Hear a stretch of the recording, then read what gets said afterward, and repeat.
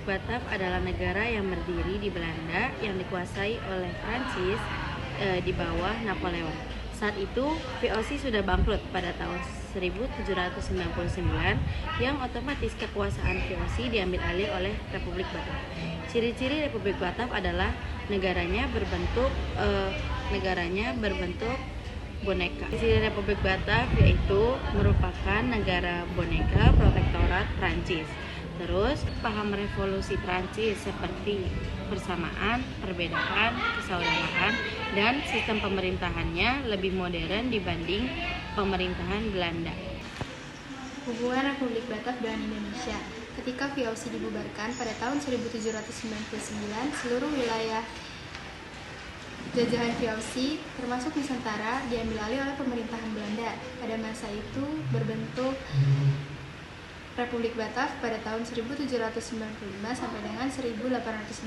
Karenanya Republik Batak memiliki peran penting dan hubungan penting dalam pemerintahan kolonial.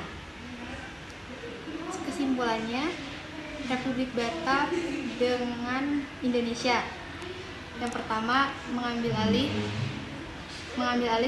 seluruh wilayah VOC saat VOC dibubarkan. Yang kedua, mengatur pemerintahan kolonial di Indonesia. Yang ketiga, mengirim Daendels untuk memperkuat pertahanan di Jawa. Dan yang terakhir, mempengaruhi struktur pemerintahan, ekonomi, dan militer di Indonesia. Kalian tahu nggak sih tentang Herman Willem Daendels?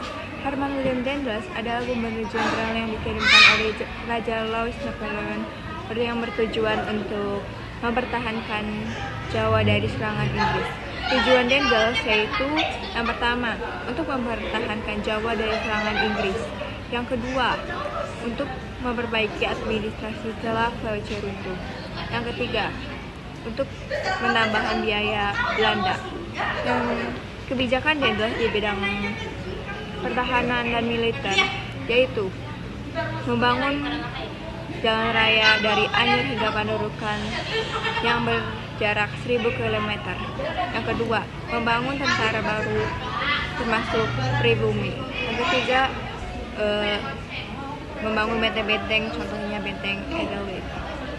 Yaitu yang kedua, kebijakan Daendels di bidang pemerintahan dan administrasi, yaitu kebijakan Daendels di bidang pemerintahan dan administratif, yaitu administrasi lebih modern. Yang ketiga, di bidang ekonomi, yaitu